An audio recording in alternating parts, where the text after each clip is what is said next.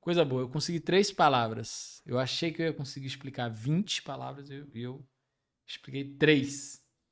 Maravilha. Vamos para a próxima. JavaScript. Maravilha. O que é JavaScript? JavaScript é uma linguagem de programação. Aí agora aqui é bom que eu posso entrar a fundo em um assunto que eu comecei, né? 3 é quase 3 é quase 20. Já foi bastante, foi. Muito obrigado pelo incentivo, tá? Mas é porque eu costumo explicar as coisas de uma forma. Eu tento não explicar muito superficial, né? Bem, JavaScript é uma linguagem de programação. Eu posso usar inclusive essa mesma imagem para explicar um pouco sobre JavaScript. JavaScript ele surgiu num contexto de desenvolvimento de software web, tá? Quando você abre uma página web qualquer, que você inspeciona aqui, você tem os elementos HTML, o CSS e você tem JavaScript rodando aqui, tá? Aqui tem até uma lib de math, de matemática, coisa de matemática aqui rodando. Então você tem um script JavaScript rodando aqui, tá? O JavaScript, ele é o que vai te dar a lógica na página, tá? Na página web. Então, o HTML ele é uma linguagem de marcação, ele vai te ajudar a enquadrar o conteúdo da página web no navegador.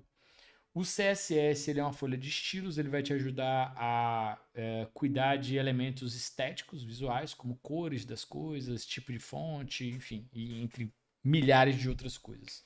Ícones que vão aparecer na tela, o CSS te ajuda com isso. E o JavaScript ele te ajuda com a lógica. Então, se eu clicar nesse botão, aparece o menu. Se eu passar o mouse por cima dessa opção, enfim, e aí vai, né? Se eu clicar aqui, selecione. Se eu clicar aqui, se eu clicar, segurar e arrastar. Então, as ações aos quais eu executo no meu navegador, na minha página web, a lógica por detrás dela, no front-end, sempre será JavaScript, tá? Então, o navegador, que ele é um web client, né? Ele é um cliente web, um navegador web, ele na verdade é um web client. Ah, já está lá embaixo. Ele é um cliente web, tá? Ele interpreta JavaScript. Ao longo do processo de desenvolvimento da internet, basicamente, a palavra mais importante para um dev é depende. Você virar sênior, você tem que falar muito. Pode fazer uma pergunta leiga, Arthur. Manda à vontade. Fica tranquilo, cara. Melhor explicar 3 bem explicado do que 100 mal explicado. Pô, também concordo, Adinho. Então, ao longo do avanço da internet, né, os navegadores eles foram melhorando, né, eles foram lançando mais recursos, basicamente, tá?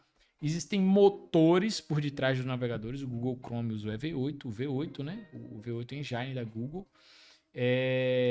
Vocês têm os motores, né? Que basicamente são os interpretadores. E você tem um navegador. O navegador ele tem recursos, como por exemplo, cache. Se você vier aqui inspecionar, inspect. Nossa, meu Deus, aqui, agora foi. Você tem recursos aqui no navegador, como memória cache. Cadê? Memory. Não. E você tem alguns recursos aqui relacionados a storage, né? Armazenamento. Como cookies, cache, local storage, season storage, enfim, tem uma pá de recursos que o navegador te permite usar. E esses recursos você acessa normalmente através do JavaScript, através da linguagem de programação. Normalmente você pode usar um framework para te ajudar a ter acesso a esses recursos do navegador mais complexos e a componentizar os elementos na tela. Você pode usar um React.js, por exemplo, que é uma lib JavaScript, né? Um framework JavaScript. React.js. Você pode usar Vue.js também. Então, React.js é uma biblioteca, uma lib JavaScript, tá? Para criar interfaces. E ela facilita algumas coisas, né? Na hora da criação da aplicação JavaScript, né? Da aplicação front. Você pode usar o Vue.js também. Vue.js. Então, para quem é front-end e quer fazer manipulação de JavaScript, é porque no início, quando tudo isso aqui era mato, a gente usava HTML, CSS e JavaScript. Só que fica muito difícil e muito ruim você usar 3 formatos de arquivos diferentes para um projeto de front-end. É muito chato você mexer no HTML, aí você mexe no HTML, aí você caga o JavaScript. Aí você mexe no JavaScript, aí caga o HTML. E aí você fica nessa loucura tentando fazer as coisas funcionarem no navegador, né? Quando as coisas eram mais simples, né, na web, que tudo era basicamente site estático, era tranquilo de você criar projetos front-end dessa forma. Mas hoje em dia que a gente evoluiu de sites para sistemas web e sistemas complexos, então a gente passou a usar normalmente frameworks no front-end para poder abstrair essas camadas de HTML, CSS e JavaScript e tentar trazer um padrão de organização de pastas para o seu projeto de front-end. E trazer bibliotecas de acesso fácil aos recursos do navegador. Então, basicamente, o JavaScript é a linguagem de programação que é utilizada normalmente hoje com bibliotecas. Ou React.js, ou Vue.js, existem várias outras, Tailwind, enfim, um caminhão de uma pá de ferramentas de front-end que são baseadas no JavaScript para você poder trabalhar.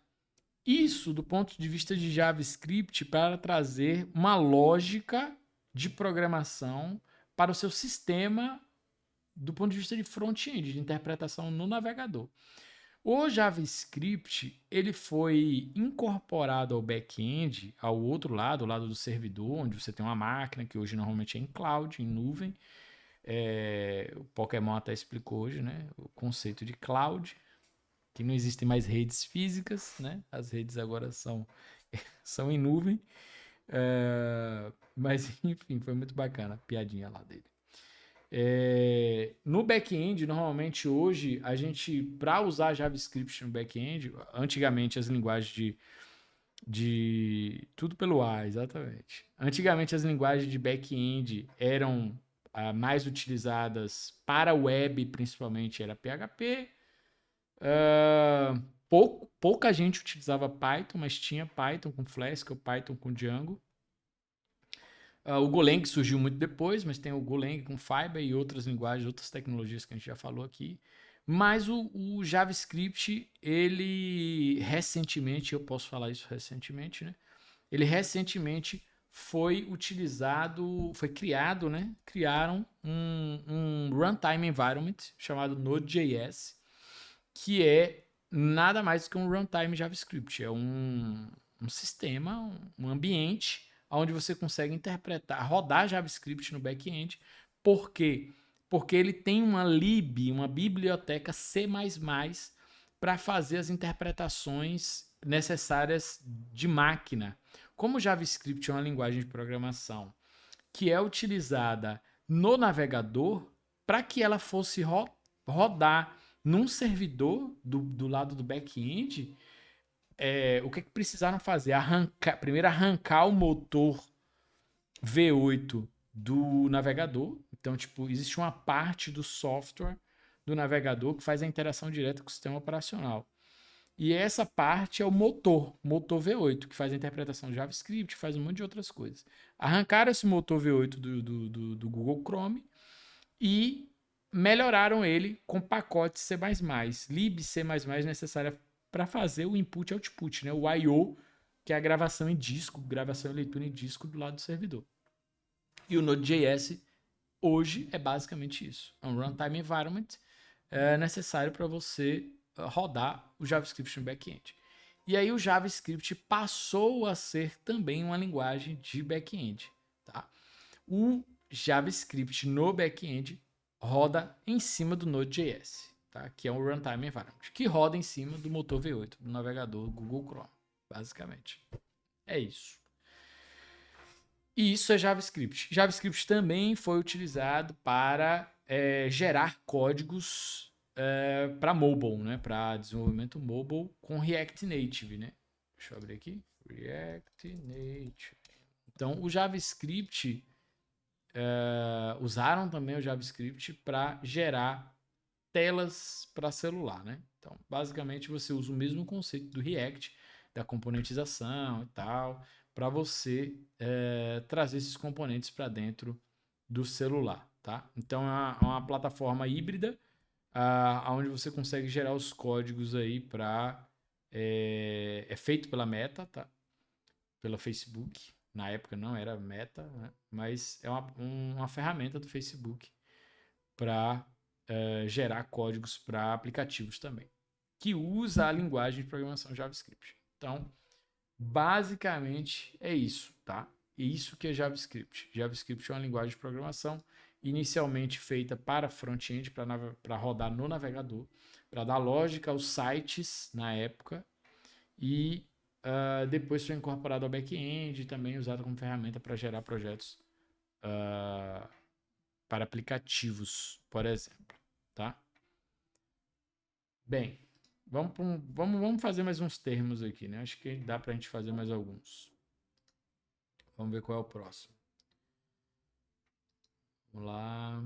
Deixa eu rodar aqui de novo para ver. Se for um termo que eu já expliquei, eu vou só revisar rapidamente, porque junto com os termos que o Python